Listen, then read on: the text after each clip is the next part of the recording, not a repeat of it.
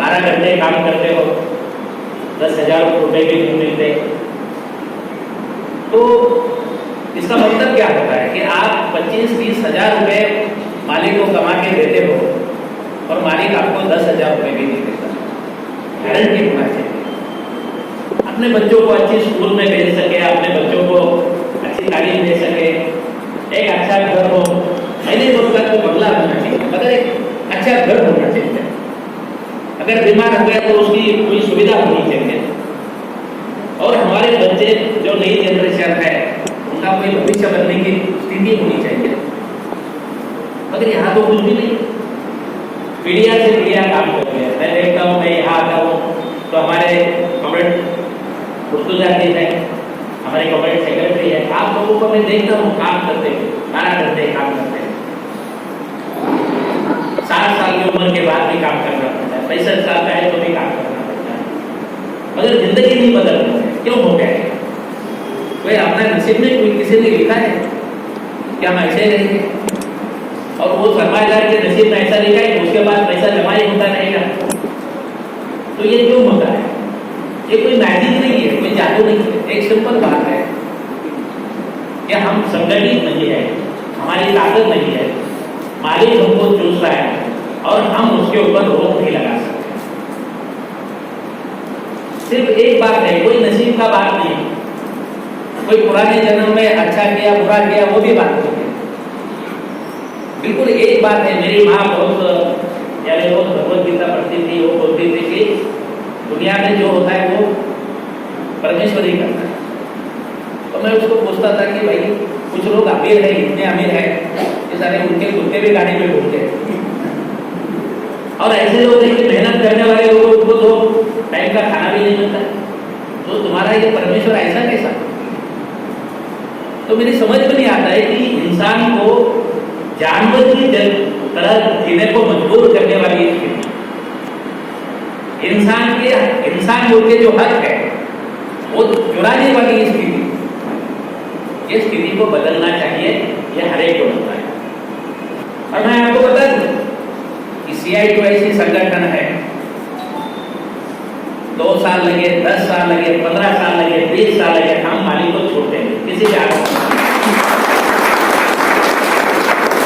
हमने लड़ाई 25-25 साल लड़ी है, 25 साल के बाद क्यों न हो, वर्कर का उसका हक दिलवाया, सुप्रीम कोर्ट तक गए, हाई कोर्ट तक गए, लाखों रुपए खर्चा हो गया, मगर एक मालिक के पीछे अगर हम लगे तो उसकी छुटकारा कभी नहीं हो सकता है, हम छोड़ेंगे नहीं। इलेक्शन में खड़ा था तो मेरे बारे में एक प्रचार किया कि ये मजहब को नहीं मानता है।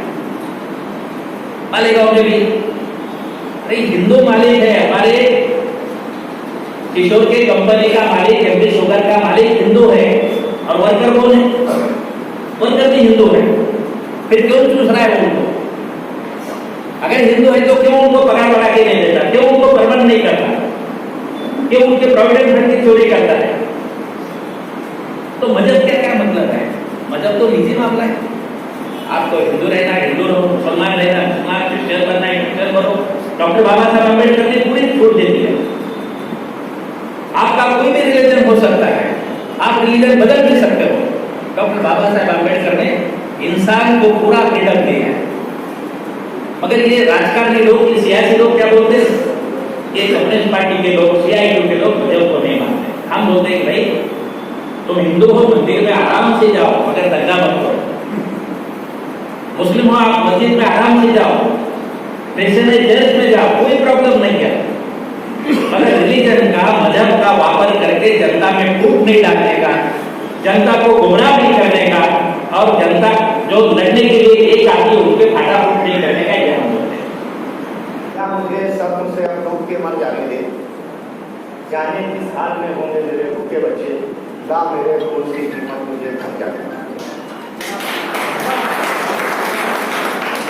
दोस्तों, DL कराड़ साहब के हम लोग बहुत बचपन से पहले, मैं जब सिटीजन अखबार में सत्य सेठ के साथ लिखा करता था तो हम लोग आपको बहुत फॉलो करते थे। आज बहुत खुशी की बात है कि यहाँ पर जितने भी कम्युनिस्ट यूनियन के लेबर यूनियन के मजदूरों से मुताबिक तमाम संगठन जमा है। तो बताओ, साथी होने के नाते तो मैं रमेश भाव को, अजहर खान साहब को, जावेद अब्दुल शाह, इनको अक्सर बोला जाता था कि शहर में मजदूरों के लिए आप लोग आगे आए।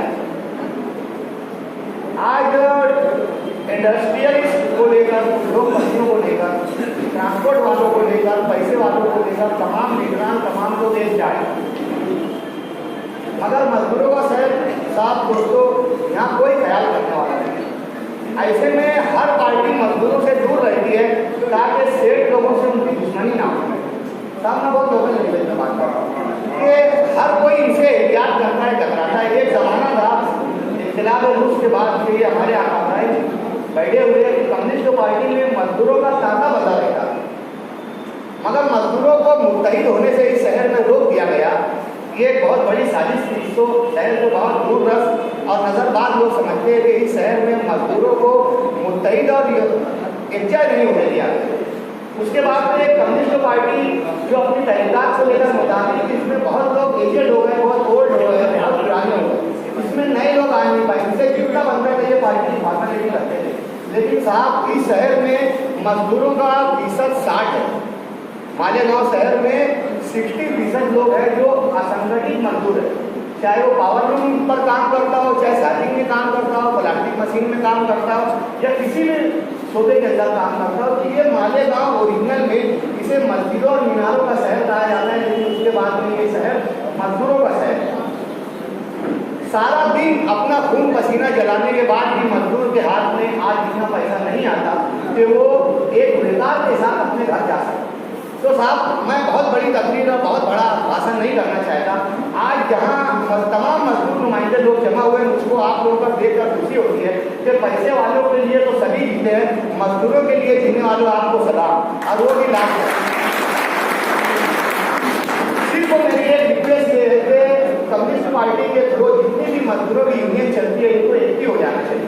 मजदूरों को जोड़ने के लिए ग्राउंड लेवल पर आना चाहिए। मजदूरों की बेदारी के लिए जो वर्कर्स है इनको समाज में जाना चाहिए और मजदूरों को ज़्यादा से ज़्यादा इससे जोड़ना चाहिए।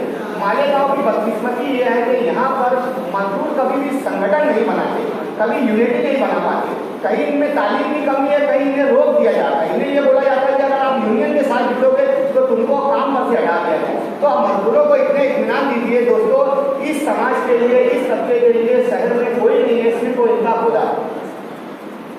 मजदूरों के मसाइल शहर में हल करने के लिए आप लोग एक ही होंगे। तमाम विंग्स आपके जितने शोबे, आपके जितने सेल, ये तमाम सेल एक होंगे। मजदूरों को जब तक आप लोग मजदूरों की इकाई बताकर इस शहर में अपनी तादाद नहीं बताएंगे, जब तक इस शहर का सरमायादार, इस शहर का वो सरमायादार जो मजदूरों का खून चूसता है वो आपसे डरेगा नहीं। प्रशासन भी बिना मुत्तहिद हुए आप लोगों के मसाइल को सुनेगा नहीं। आज ढेर करार साहब आए हुए, मैं मालेगांव के तमाम मुख्य मजदूरों की जानिब से इनका इस्तेमाल करता हूँ। मुझे बोलने का मौका दिया गया उसके लिए बहुत बहुत थैंक यू। बस सिर्फ यही गुजारिश कि मजदूरों के मसाइल